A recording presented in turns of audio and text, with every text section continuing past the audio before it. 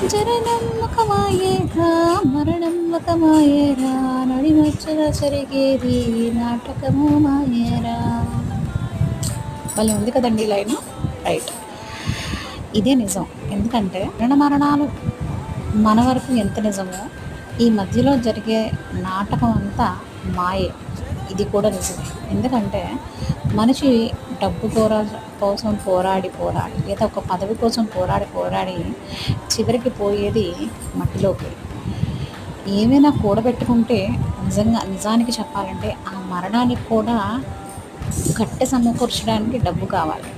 అది సమకూర్చుకుంటే మనిషి సరిపోతుంది, కానీ అంతవరకు కాదు.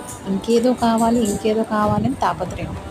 జీవితాంతం ఈ పెనుగులాటలోనే దేవుణ్ణి రీచ్ అవ్వాలి. దేవుడు అనే కాన్సెప్ట్ ఒక దుఃఖం వచ్చినప్పుడు తప్ప ఎందుకు గుర్తు రాకుండా పోతుందంటే